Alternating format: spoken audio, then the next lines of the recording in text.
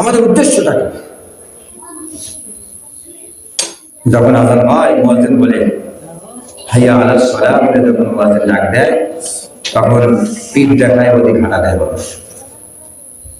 আল্লাহ বলে তোমার সাহস কত, তোমার কি ক্ষমতা আছে, তুমি এত অহংকার এত বড়াই করতেছো। আমার মুয়াজ্জিন তোমাকে ডাকতেছে হাইয়া আলাস সালাহ বলে আর তুমি পিঠ দেখায় ওদিকে হাঁটা দিচ্ছ, চলে যাচ্ছ। কিসের এত বড়াই করা? আমাদের জিন্দেগি আমাদের যেটা আছে সেখানে আমাদের কি হবে?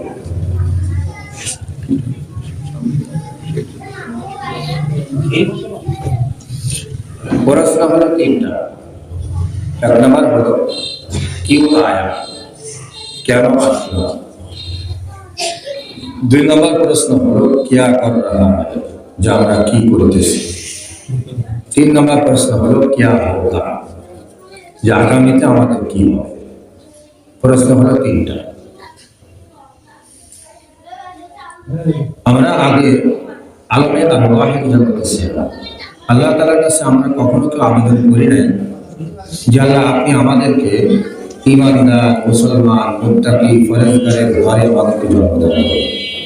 এটা আমরা কেউ আবেদন করি নাই, কেউ কখনো এই আবেদনটা আমরা করি নাই। কিন্তু আল্লাহ তাআলা ভালোবেসে মহব্বত করে আপনাকে আমাকে এমন একটা পরিবেশ, এমন একটা ঘর, এমন একটা মানুষ, এমন একটা পিতা, এমন একটা মাতা আমাদেরকে দিয়েছেন যারা আগে থেকে ঈমানদার ছিল। সুবহানাল্লাহ। এই কথাটা বলার উদ্দেশ্য হলো আগে আমরা আমাদের নিজেকে আগে চিনা উচিত যে আমরা কি, আমাদের এই দুনিয়াতে আসার উদ্দেশ্য, আমরা কেন আসলাম। যিনি আমাদেরকে সৃষ্টি করেছেন, ভালোবেসে মহব্বত করে সৃষ্টি করেছেন, তার উদ্দেশ্য কি, আমাদের কাছে তার চাওয়া কি, এটা আমরা কিন্তু জানি না এবং জানার চেষ্টাও করি না। যে যিনি আমাদেরকে সৃষ্টি করে দুনিয়াতে প্রেরণ করলেন তার চাওয়াটা কি। আমরা স্বাভাবিক গতানুগতিক যেভাবে মানুষ জীবনযাপন করে, আমি আমার দাদাকে দেখেছি, আমার বাবাকে দেখেছি, আমিও ঠিক সেইভাবে একইভাবে জীবনযাপন করে যাচ্ছি। যে একটা ঘরে আমরা বসবাস করতেছি, এই ঘরে আমার পিতার দাদা ছিল, এরপরে আমার দাদা থেকে গেছে, এরপরে আমার পিতা থেকে গেছে, এখন আমি আছি। পিতার দাদা চলে গেছে, আমার দাদা চলে গেছে, আমার পিতাও চলে গেছে, এখন সিরিয়ালে আমি আছি। কিন্তু তারাও চলে গেল, তাদের জীবন যাপন করে তারা চলে গেল, তারা তাদের জিন্দগিতে কি কামাই করে নিয়ে গেল। আমার সামনে তিন পুরুষ অনুপস্থিত, এখন আমার কাছে এসে পুলিশটা দাঁড়িয়ে বসে গেছে, এখন আমারও যে কোনো সময় চলে যেতে হবে। এখন আমি কি করতেছি, আমার সামানাটা কি, আমি কি বুঝাইছি। অনেক সময় আমরা বলি যে ছেলেদেরকে আমরা উপদেশ দিই না যে ও তোদের জন্য আমি যা কিছু করেছি তোরা বসে করে খেতে পারবি। তারপরে কি বলে যে এখন কিছু করিস নে, আমি যে কদিন বেঁচে থাকি সে কদিন যা খাবি খেয়ে নে, আমি মরার পরে তোরা যা বেঁচে থাকি করিস। এরকম কিছু কিছু উপদেশ আমরা দিয়ে থাকি। যখন আমি আমার সন্তানকে এই উপদেশটা দিচ্ছি তখন আপনার আমার চিন্তাটা আগে আসা উচিত যে আমি তো তাদেরকে বলতেছি যে আমার মরার পরে তোরা যা পারিস তাই করিস, তা আমি মরার জন্য কি প্রস্তুতি নিয়েছি। আমি তো ঈমানদার, আমি বিশ্বাস করি ওয়াল বাসি বাদাল মাউত, যে আমার মৃত্যুর পরে পরবর্তী একটা জিন্দেগি আছে। আমরা কবরে দেওয়ার সময় মাটি ফেলি না, কি বলি বলেন তো, মিনহা খালাকনাকুম ওয়া ফিহা নুঈদুকুম ওয়া মিনহা নুখরিজুকুম তারাতান উখরা, বলে কিনা। মিনহা খালাকনাকুম, আল্লাহ বান্দাকে বুঝাতে বলতেছে যে তুমি তো মাটি হাতে নিয়েছো আর একজনকে দাফন করার জন্য। মৃত ব্যক্তি এবং মাটি দেনেওয়ালা ব্যক্তি উভয়ের জন্য এই আয়াতটা নসিহত। মিনহা খালাকনাকুম, আমি তোমাকে এই মাটি দ্বারা সৃষ্টি করেছি। ওয়া ফিহা নুঈদুকুম, আবার এই মাটির ভিতরেই গেড়ে দেবো তোমাকে। এবারে কি ওয়া মিনহা নুখরিজুকুম, আবার এই মাটির থেকে আমি তোমাকে কি করবো। এটা হচ্ছে এটা মৃত্যুর পরে জিন্দগি, আবার কি একটা জিন্দগি আছে।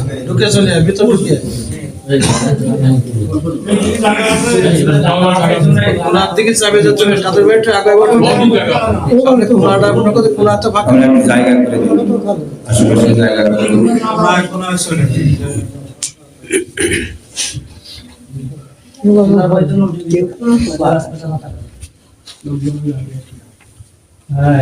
গত সপ্তাহে আপনাদের ইমাম সাহেব বয়ান করেছিল। আপনাদের ইমাম সাহেব বয়ান শুধু কিন্তু প্রতিদিন সপ্তাহে আমার রবি আমার বৃহস্পতিবার আমি কোথাও যাই না, আমার রবি বৃহস্পতিবার বয়ান শুনি। গত জুমায় আপনাদের ইমাম সাহেব বয়ান করেছিল قد أفلح المؤمنون والذين هم في صلاتهم خاشعون। সূরা মুমিনুন, মুমিনদের কয়েকটা বৈশিষ্ট্য, সফল কাম মুমিন কারা, তাদের নিয়ে আপনাদের ইমাম সাহেব আলোচনা করেছিল কিনা? এই পৃষ্ঠায় কয়েকটা পরে যে সফল মুমিনের যে কয়েকটা গুণাগুণ বলা হয়েছিল, তা এই সফল মুমিনের পুরস্কার ঘোষণা আল্লাহ করে দিয়েছিলেন যে আল্লাযীনা ইয়ারিসুন উলাইকা হুমুল ওয়ারিসুন, তারা হলো ওয়ারিস। ওয়ারিস কাকে বলি আমরা? উত্তরাধিকার, তাই বলি কিনা? উলাইকা হুমুল ওয়ারিসুন আল্লাযীনা ইয়ারিসুনাল ফিরদাউস হুম ফিহা খালিদুন। ওই যে 8টা গুণ বর্ণনা করেছেন আল্লাহ তাআলা, এই 8টা গুণে গুণান্বিত যদি কোনো মুমিন হয় তাহলে তার জন্য সে হবে জান্নাতের উত্তরাধিকার। কোন জান্নাতের? ফেরদাউস, যেটা সর্বোচ্চ জান্নাত। আমরা কারোর কোনো মৃত ব্যক্তির জন্য যখন দোয়া করে দিই তখন কি ছোটখাটো কোনো জান্নাতের কথা বলি? কি বলি? যে আল্লাহ তাআলা তাকে জান্নাতুল ফেরদাউস নসিব করুন, প্রাণ উজাড় করে দিয়ে তার জন্য পুরোটাই দান করে দিই, আমরা পুরো সর্বোচ্চ দোয়াটাই তার জন্য করেন, জি কিনা? এই এক দেওয়ার পরে আল্লাহ তাআলা বলতেছেন ওয়ালাকাদ খালাকনাল ইনসানা মিন সুলালাতিন মিন তিন। আমি যে কথাটা বলেছি সেই সূত্রে এখন বলে যে আমি মানুষকে মাটির থেকে সৃষ্টি করেছি। কিসের থেকে? মাটির থেকে। সুম্মা জাআলনাহু নুতফাতান ফি করারিন মাকিন। একটা অন্ধকার জায়গায়, এই মাটিতে এক অন্ধকার একটা জায়গায় রেখে ওটাকে আমি তৈরি করেছি। সেটা হলো কোনটা? সেটা অন্ধকার, এই মায়ের গর্ভ যেটাকে বলে। সুম্মা খালাকনান নুতফাতা আলাকা। এরপরে আমি ওই নুতফা, ওই যে নাপাক যে বীজটুকু, ওইটাকে আমি একটা রক্তপিণ্ড, রক্তের একটা টুকরা, যেটাকে জমাট বাঁধা রক্তে রূপান্তরিত করেছি। ফাখালাকনাল আলাকাতা মুদগা। এরপর আমি ওই রক্তটাকে একটা মাংসে রূপান্তরিত করেছি। ফাখালাকনাল মুদগাতা ইযামা। এবং ওই রক্তের ভিতরে অর্থাৎ ওই গোষ্ঠের ভিতরে আমি মজ্জি অর্থাৎ হাড়কে তৈরি করেছি। ফাকাসাউনাল ইযামা লাহমা। এবং ওই হাড়ের উপরে আমি আবার গোষ্ঠের প্রলেপ দিয়েছি। এখন চিন্তা করেন তো, আমরা যে মানুষ, মায়ের গর্ভে যে মানুষটাকে তৈরি করা হয়, আল্লাহ তাআলা সম্পূর্ণ সূরাটা স্পষ্ট আকারে প্রকাশ্যভাবে মানুষকে বুঝাইছেন যে কোন সূরাতে মায়ের গর্ভের ভিতরে মানুষকে আমি তৈরি করি। অসহায় অবস্থা, সেখানে খাদ্য পৌঁছানোর কেউ ছিল না, সেখানে তার ভালো মন্দ বোঝার মতন কেউ ছিল না।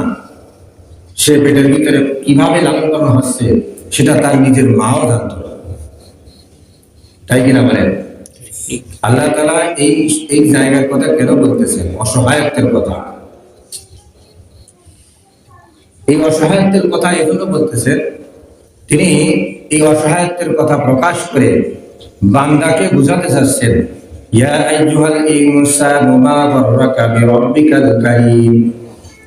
হে মানুষ, কে তোমাকে তোমার রব থেকে তোমাকে ফিরাই নিয়ে গেল? আল্লাযী খালাকাকা ফাসাওয়াকা ফাআদালাক। যে রব তোমাকে সুন্দর পরিপাটি করে সুগঠন করে আকৃতি দিয়ে আল্লাহ তাআলা তোমাকে সৃষ্টি করলো, যে রব তোমাকে এত সুন্দর করে সৃষ্টি করলো, সেই রব থেকে তোমাকে কে ফিরাই নিয়ে গেল? তুমি তো অসহায় ছিলে, তুমি আমাকে ভুলে গেলে কেন? তোমার অসহায় সময় আমি তো তোমাকে লালন পালন করেছি। এই যে সূরা আকৃতি, ফাসাওয়াকা ফাআদালাক, তাফসীরে লিখেছে মানুষের যেই জায়গায় যে জিনিসটা ফিট করলে মানুষের কাছে উপযুক্ত মনে হয়েছে, মানুষের যে জায়গায় যে জিনিসটা ফিট করাটা প্রয়োজন ছিল, মানুষের যে অঙ্গটা যে সুরাত দেওয়া উপযুক্ত ছিল, ঠিক সেভাবে আল্লাহ তাআলা মানুষকে তৈরি করেছে। আচ্ছা বলেন তো, এই যে নাক আর এই যে জবান, নাক যদি চোখের উপরে দিত আর জবানটা যদি নিচে দিত, তো খাওয়ার সময় উপরে ধরে শুকিয়ে তারপরে এই নিচে দিয়ে আনতো, দেখলাম এই মুখ আর নাক এই দুটা উপরে দিয়ে চোখ যদি নিচে দিত তাহলে কি ভালো দেখা যেত? তাই এই ফাসাল ওয়ান ফাআদালাক দ্বারা এটাই বোঝাচ্ছেন সুগঠন, একেবারে এত সুন্দর সুগঠন, এত সুন্দর আকৃতি, যেটা প্রথম দেখাতেই ভালো লাগে। এটা হলো মানুষের আল্লাহ তাআলা যে কেমন সৃষ্টি। আল্লাহ তাআলা ওইখানে সূরা মুমিনের ভিতরে ওই আয়াত শেষে বলছেন ফাতাবারাকাল্লাহু আহসানুল খালিকিন, যে তোমার আল্লাহ কত সুন্দর সৃষ্টি করনেওয়ালা। আল্লাহ তাআলা কত সুন্দরভাবে মানুষকে সৃষ্টি করেছেন, আর আমরা সেই মানুষ আল্লাহকে ভুলে গেছি। আল্লাহ তাআলা এইটা বুঝায় স্মরণ করা দিচ্ছেন যে তোমার অসহায়ের সময় আমি তোমাকে লালন পালন করেছি, আজকে তোমার পায়ে শক্তি পেয়েছো, ক্ষমতা পেয়েছো, পা দ্বারা তুমি চলাফেরা করো, যে হাত দ্বারা তুমি ধরতে পারতে না আজকে সেই হাতে তুমি সক্ষমতা অর্জন করেছো, সেই হাত দ্বারা তুমি কামাই করতেছো, কামাই রোজগার করার ক্ষমতা তুমি পেয়েছো। যে চোখ দিয়ে 5 আর 10 আর দূরে তুমি দেখতে পেতে না, যে চোখের জ্যোতি পাওয়ার আমি কত দূরে দৃষ্টি করে গেছি। তোমার জবানে তুমি শুধু কান্না ছাড়া কিছু করতে পারতে না, সেই জবানে আমি তোমার কথা বলার ভুল উঠিয়ে দিয়েছি। আর আজকে তুমি আমাকে ভুলে গেছো, আজকে তুমি আমাকে ভুলে যাও। কিসের অহংকার তোমার? কিসের এত অহংকার? কিসের এত বড়াই? তোমার অসহায় সময় আমি তোমাকে সাহায্য করেছি, আমি তোমাকে সৃষ্টি করেছি ভালোবেসে মহব্বত করে, যে ভালোবাসাটা তোমাকে পৃথিবীতে আর কেউ দিতে পারে না, দিতে পারবেও না।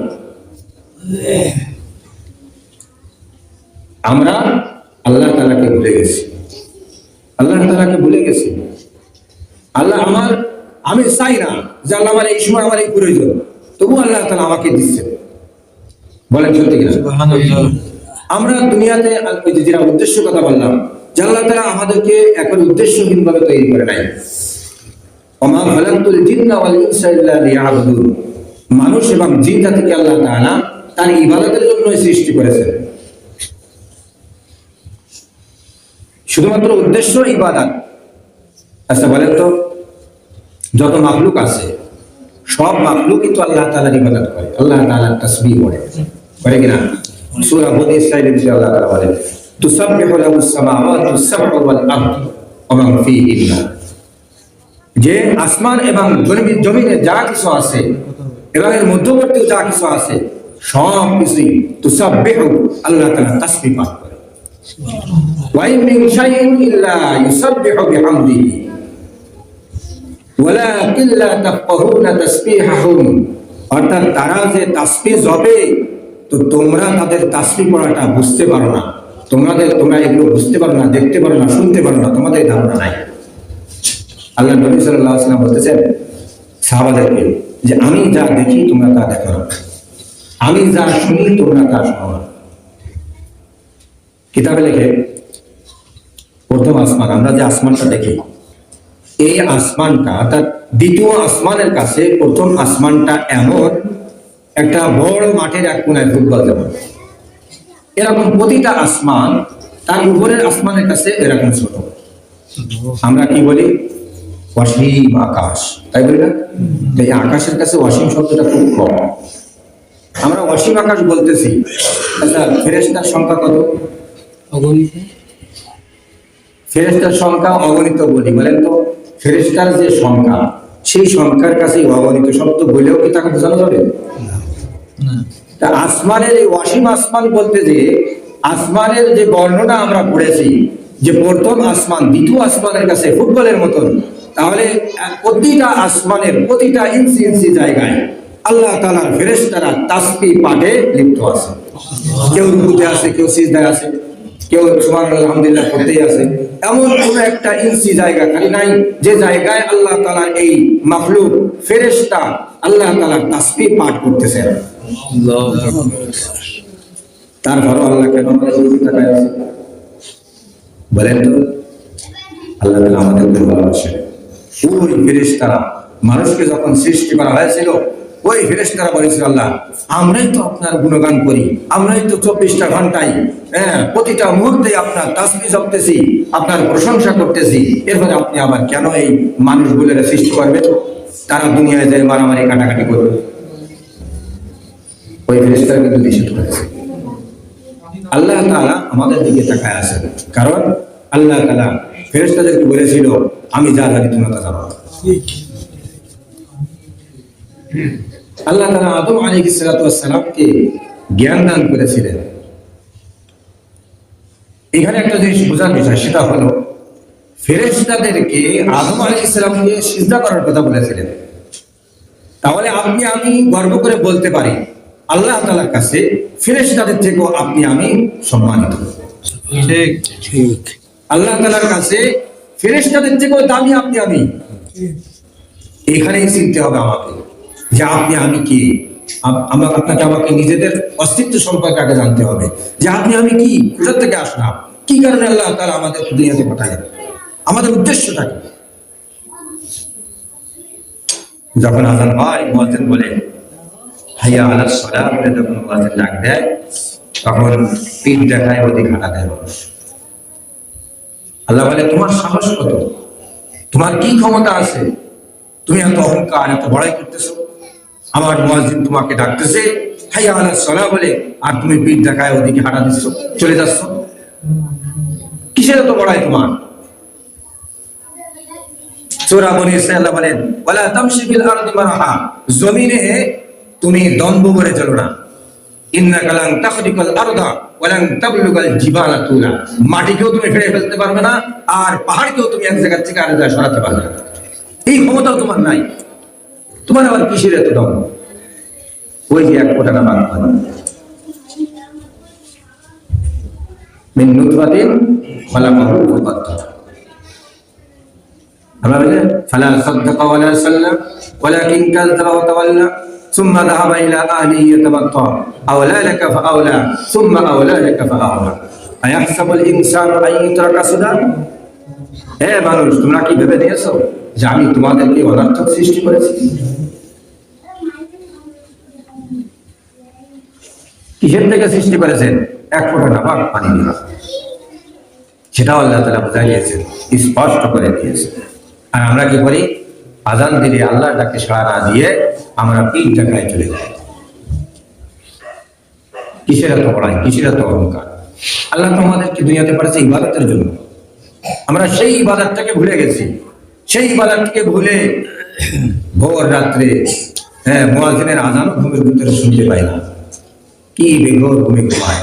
ফজরের নামাজ কাজা হয়ে যাচ্ছে, ফজরের নামাজ সময় চলে যাচ্ছে, এরপরে তাই ঘুম থেকে উঠতেছি। আমরা দুনিয়াতে আইছি কি জন্য? খালি খাওয়ার জন্য আর ঘুমার জন্য?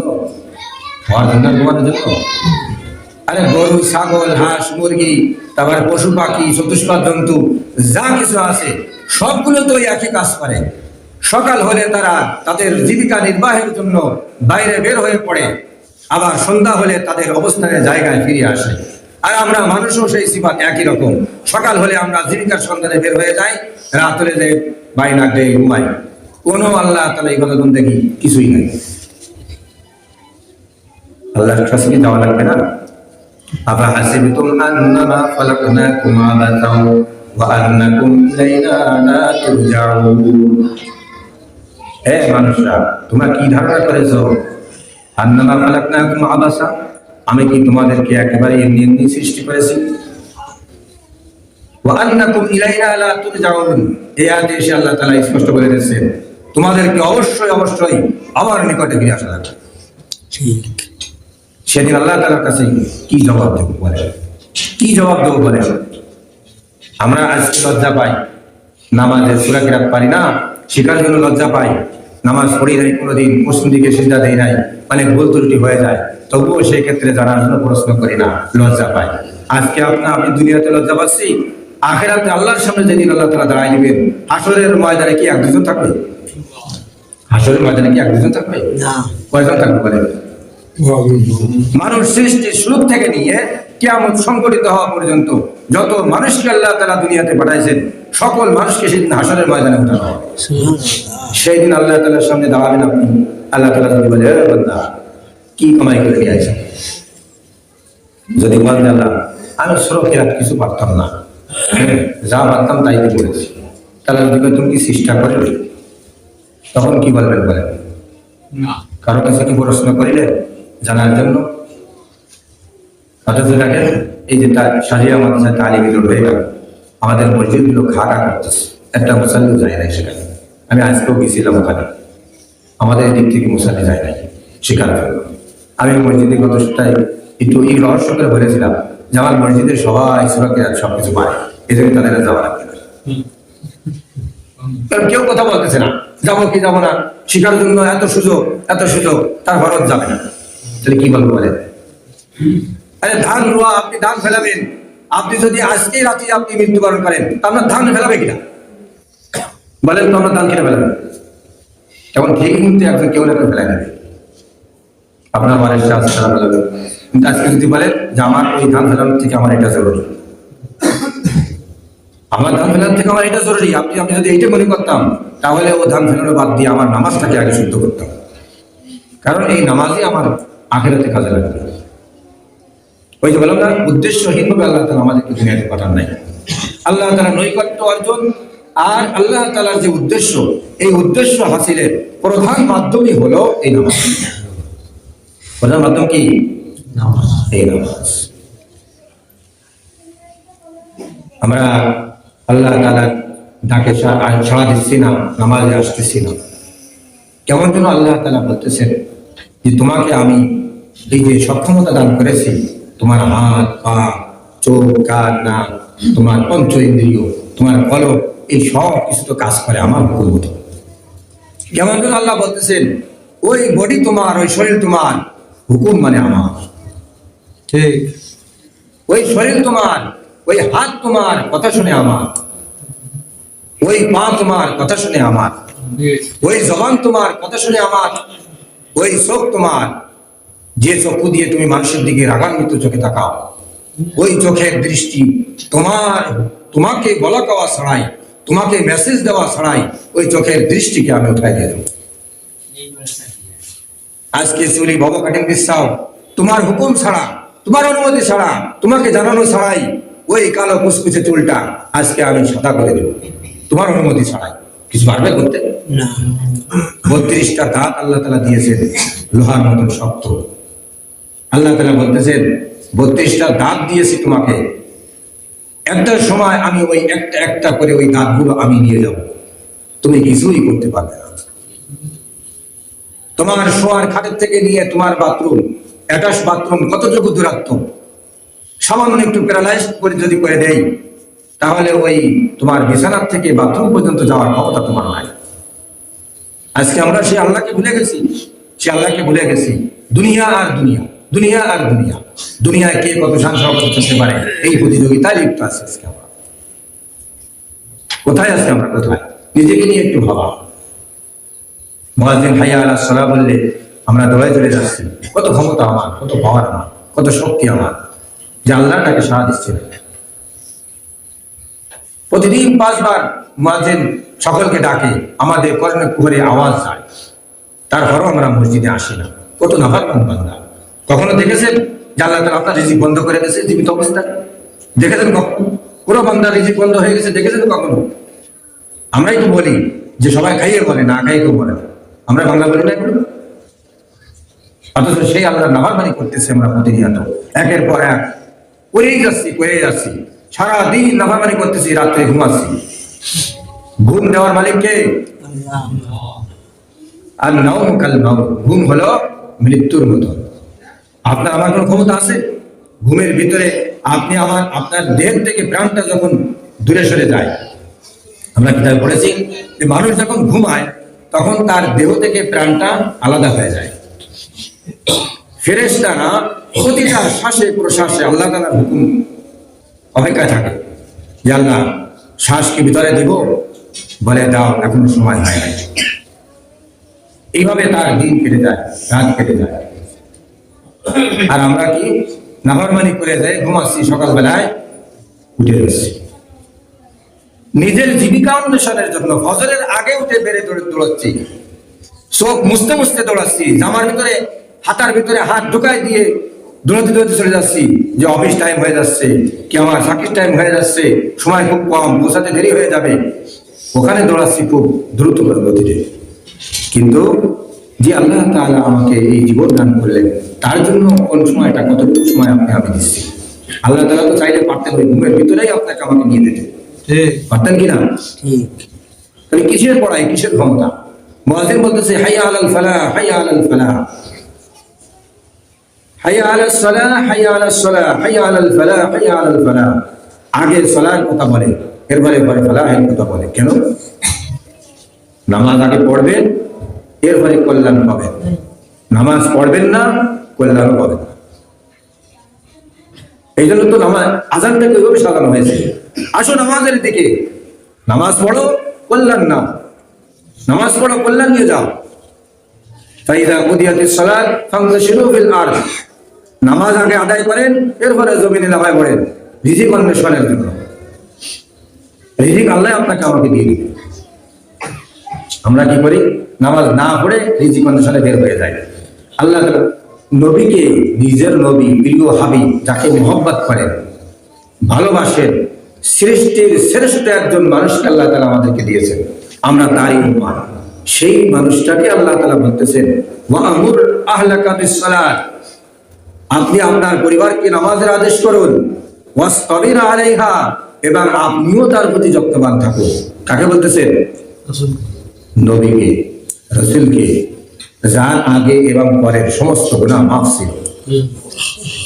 আমাদের আয়েশা রাদিয়াল্লাহু আনহা পাগল হয়ে যেতেন, সহ্য করতে না পেরে বলতেন, ইয়া রাসূলুল্লাহ, আপনি এত কষ্ট কেন করেন?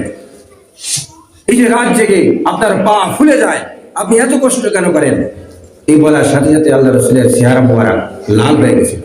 বলে, হে আয়েশা, আমি কি আল্লাহ তাআলার শুকরগুজার বান্দা হব না? যিনি নবী, যার আগে পরে সব গুনাহ মাফ, উম্মতের কান্ডারি যিনি, তার রাতের অবস্থা যদি এই হয়, তাহলে আমরা উম্মত, আমাদের রাতটা কি অবস্থায় কাটতেছে বলেন? এক ফজরের নামাজ যেটা ফরজ ছিল, সেটাই আপনি আমি আসতে পারতেছি না, আর রাতের নামাজের কথা তো বাদই দিলাম। আমরা হাদিসে শুনেছি আল্লাহ তাআলা প্রতিদিন সুবহে সাদেকের সময় এই প্রথম আসমানে এসে বান্দাকে ডাকতে থাকে। কোরআনে আল্লাহ তাআলা বলতেছেন ওয়াইদা সালাকা ইবাদি আন্নী ফাইন্নী করিব উজিবু দাওয়াতাদ দাঈ ইযা দাআন ফালইস্তাজিবু লি ওয়াল ইউমিনু বি লাআল্লাহুম ইয়ারশুদুন। আল্লাহ নবীকে বলতেছেন, আপনার কাছে যদি কেউ আমার ব্যাপারে জিজ্ঞাসা করে, আপনি বলে দেন যে আমি তাদের সব থেকে বেশি নিকটে থাকি। সুবহানাল্লাহ।